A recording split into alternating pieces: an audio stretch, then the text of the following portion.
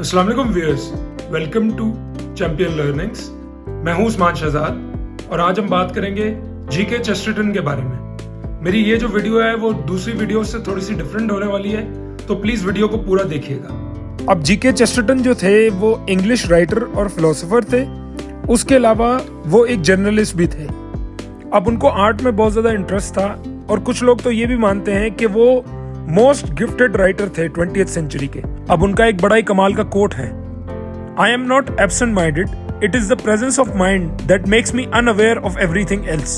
इसका मतलब बेसिकली ये है कि जब भी हम कोई अपना काम कर रहे हैं और हम इर्द गिर्द कुछ देख नहीं रहे या कुछ सुन नहीं रहे, इसका ये मतलब नहीं है कि हम एब्सेंट माइंडेड है, कि हमें पता ही नहीं लग रहा है इर्द गिर्द में क्या हो रहा है। इसका मतलब बेसिकली ये है कि आप अपने काम में इतना मगन हो कि आपको कुछ और नजर ही नहीं आ रहा, आप कुछ सुन ही नहीं रहे और आपकी पूरी की पूरी कंसंट्रेशन अपने काम पे है। और दुनिया में कुछ लोग ऐसे एग्जिस्ट करते हैं जिनका फोकस लेवल बहुत ज्यादा होता है। ऐसे लोग पूरी तरह से डूब जाते हैं अपने काम में। अब जीके चेस्टरटन के हिसाब से इस दुनिया में कोई भी चीज ऐसी नहीं होती जो कि अनइंटरेस्टिंग हो। लोग किसी चीज में अनइंटरेस्टेड हो सकते हैं, लेकिन कोई चीज अनइंटरेस्टिंग नहीं होती। जैसे फॉर एग्जाम्पल स्कूल के टाइम पे बहुत सारे सब्जेक्ट्स ऐसे होते थे जो कुछ बच्चों को अनइंटरेस्टिंग लगते थे और कुछ को इंटरेस्टिंग लगते थे। तो ऐसा नहीं है कि सब्जेक्ट्स अनइंटरेस्टिंग थे, डिफरेंट स्टूडेंट्स को डिफरेंट सब्जेक्ट्स इंटरेस्टिंग लगते थे। ये सिर्फ रिलेटेबिलिटी और कनेक्ट की बात है। कई लोग किसी और चीज से रिलेट कर जाते हैं, कनेक्ट कर जाते हैं, कई किसी और से कर जाते हैं। अब जीके चेस्टरटन के हिसाब से जो लिटरेचर है वो एक लग्जरी के जैसी और जो फिक्शन है वो नेसेसिटी है, यानी कि फिक्शन बहुत ज्यादा जरूरी है। अब ऐसा नहीं है कि लिटरेचर जो है वो जरूरी नहीं है, लिटरेचर भी बहुत जरूरी है, उससे आप बहुत कुछ सीखते हो। लेकिन फिक्शन जो है वो एक ऐसा एस्केप देती है जो कि लिटरेचर नहीं दे सकती। इसीलिए हमें जो मूवीज हैं या जो टीवी सीरीज हैं वो बहुत ज्यादा इंटरेस्टिंग लगती हैं, क्योंकि वो फिक्शन है। लेकिन मेरे पॉइंट ऑफ व्यू से जो फिक्शन है ना वो रियलिस्टिक भी होनी चाहिए। ऐसा नहीं है कि कुछ भी हो रहा है स्क्रीन पे, वो रियलिस्टिक होती है तो आपकी रिलेटेबिलिटी ज्यादा होती है उसके साथ। अब चेस्टरटन के हिसाब से जो एक अच्छा नॉवल होता है ना वो हीरो की जिंदगी का सच बताता है, और एक जो बुरा नॉवल होता है वो ऑथर की जिंदगी का सच बताता है। इसका मतलब बेसिकली ये है कि जो भी राइटर अच्छा होता है ना वो जब भी अपने हीरो को लिखता है तो उसकी डायमेंशंस बिल्कुल डिफरेंट होती हैं ऑथर के लाइफ एक्सपीरियंसेस से और ऑथर की पर्सनैलिटी से। और हो सकता है आप एक राइटर हो और आपने एक नॉवल लिखा तो उसमें आपने अपने लाइफ एक्सपीरियंसेस बता दिए तो ठीक है, लेकिन जब आप दोबारा कोई नॉवल लिखोगे और उसमें सेम तरह की चीज लिख दोगे तो वो आपके लिए भी बोरिंग हो जाएगा और रीडर के लिए भी। तो बेहतर और क्रिएटिव तरीका ये है कि आप हर बार अपने कैरेक्टर को अलग तरीके से अप्रोच करो अपनी राइटिंग में। अब चेस्टरटन के हिसाब से अगर आपको इश्क करना है तो आपको किसी ऐसी चीज से इश्क करना चाहिए जो कि इश्क के काबिल ना हो। अगर आपको माफ करना है तो ऐसी चीज को माफ करना चाहिए जो कि माफी के काबिल ना हो। अगर आपको यकीन करना है तो आपको ऐसी चीज पे यकीन करना चाहिए जो कि यकीन के काबिल ना हो। अगर आपको उम्मीद रखनी है तो आपको ऐसे टाइम पे उम्मीद रखनी चाहिए जहां आपकी जिंदगी में चारों तरफ अंधेरा ही अंधेरा हो। इसका मतलब बेसिकली ये कि आप कोई भी काम करते हो तो आपको पूरी शिद्दत से वो काम करना चाहिए, क्योंकि नॉर्मल लेवल पे कोई काम तो पूरी दुनिया ही करती है, लेकिन शिद्दत से बहुत कम लोग करते हैं। एक्चुअल काम तो वो है जो कि पूरी दुनिया कहे कि ये हो नहीं सकता, ये नामुमकिन है, और आप उसको मुमकिन कर दो।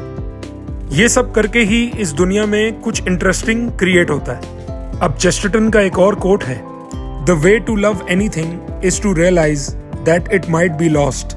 इसका मतलब बेसिकली ये है कि जो भी चीज हमें अपने इर्द गिर्द नजर आ रही है वो सब शॉर्ट लिव्ड है और हर चीज की अपनी एक एक्सपायरी डेट है।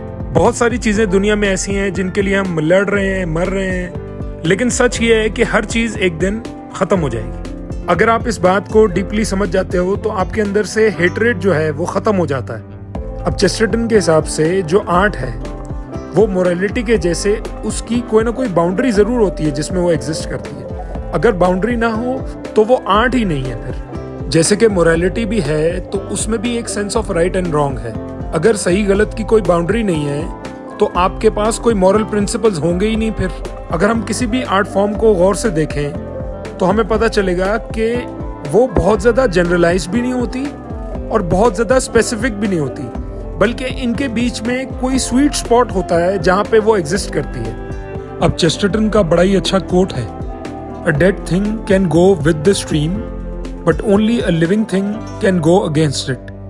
इसका मतलब बेसिकली ये है कि दुनिया में वही बंदा एक्चुअल में अलाइव है जो कि क्राउड से कुछ अलग हट के कर रहा है, वो कुछ डिफरेंट करने की कोशिश कर रहा है। इस दुनिया में एडजस्ट करना और नॉर्म्स के हिसाब से चलना बहुत ज्यादा आसान है, लेकिन किसी चीज पे स्टैंड लेना बहुत ही ज्यादा मुश्किल है। उसके लिए बहुत ज्यादा एनर्जी चाहिए, नॉर्म्स के अगेंस्ट जाने के लिए बहुत ज्यादा करेज चाहिए। लेकिन यही वो एक्शन है जिससे बंदा एक्चुअल में ग्रो करता है, सीखता है और एक इम्पैक्ट क्रिएट करता है।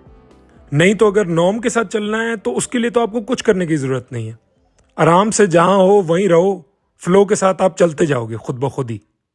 अब चेस्टरटन के हिसाब से अगर कोई भी काम करने लायक हो तो वो काम आपको करना चाहिए, चाहे आप उसको बुरे तरीके से ही क्यों ना करो। क्योंकि ज्यादातर क्या होता है कि कोई भी काम स्टार्ट करना मुश्किल होता है, और जब भी हम उसमें जाते हैं तो हमें बहुत सारे फेलियर्स इनकाउंटर करने पड़ते हैं, और उसकी वजह से कई बार काम खराब भी हो जाता है। लेकिन अगर आपको अपना वाई क्लियर है और आपके माइंड में क्लैरिटी है कि मैं ये काम क्यों कर रहा हूँ, तो आप उस काम को कन्विक्शन के साथ करते रहो, क्योंकि वो वाकई वर्थ इट है। अब चेस्टरटन के हिसाब से लोग जो है ना वो लड़ने लग जाते हैं क्योंकि उनमें आर्गुमेंटेशन पावर नहीं होती, उनको क्वेश्चन करना नहीं आता किसी भी चीज को। और ज्यादातर ये क्यों होता है? क्योंकि क्वेश्चन करने में दिमाग लगता है। क्वेश्चन करने के लिए आपको बिलीव्स को छोड़ना पड़ता है, अपने आप को चैलेंज करना पड़ता है, और उससे ज्यादातर लोग डरते हैं। लेकिन एक बात बहुत ज्यादा इंपॉर्टेंट आपको समझनी होगी कि आप में अगर आर्गुमेंटेशन पावर नहीं है, अगर आप किसी चीज को क्वेश्चन नहीं कर सकते, तो आप अपनी लाइफ की कोई भी प्रॉब्लम सॉल्व नहीं कर सकते। जिंदगी की कोई भी प्रॉब्लम हो, उसको अगर आपको अच्छी तरह से सॉल्व करना है तो आपको डीपली जाके सॉल्व करना होगा। अब डीपली आप कैसे जाओगे? जब आप सही क्वेश्चंस पूछोगे, और सही क्वेश्चंस कब पूछोगे? जब आपकी क्वेश्चनिंग पावर स्ट्रांग होगी। और आर्गुमेंटेशन में आपको दोनों साइड्स को आर्ग्यू करना आना चाहिए। ये नहीं कि आप एक ही साइड को पकड़ के बैठे हुए हो और दूसरे बंदे की बात सुन ही नहीं रहे। नहीं, आपको दोनों साइड्स का पता होना चाहिए, दोनों साइड्स की समझ होनी चाहिए। तभी आपके जो आर्ग्यूमेंट्स हैं वो इफेक्टिव होंगे, और आप सीखते भी ज्यादा हो जब आप ओपन होते हो डिफरेंट पर्सपेक्टिव्स को। नहीं तो अगर हर जगह एग्रीमेंट ही चल रही है तो फिर लर्निंग नहीं है वहां पे कोई। वो तो बहुत आसान काम है ना, उसके लिए तो आपको कोई एफर्ट करने की जरूरत ही नहीं है। तो व्यूअर्स, आई होप इस वीडियो से आपको कुछ ना कुछ सीखने को मिला होगा। अगर वाकई सीखने को मिला हो तो प्लीज वीडियो को लाइक करें, शेयर करें और चैनल को जरूर सब्सक्राइब करें। Thank you so much for watching. अल्लाह हाफ़िज़।